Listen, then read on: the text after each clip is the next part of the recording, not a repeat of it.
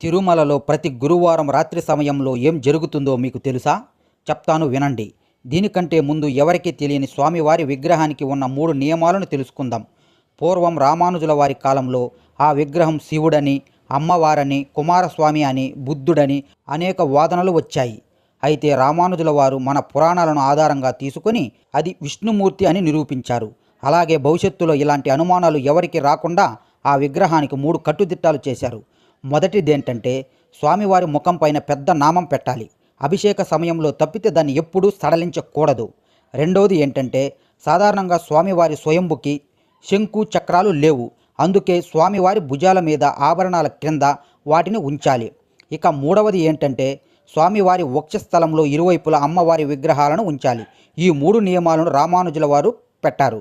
ఇకపోతే గురువారం రాత్రి స్వామివారి సన్నిధిలో పూలంగి సేవ అని జరుగుతుంది. అప్పుడు స్వామివారి నామాన్ని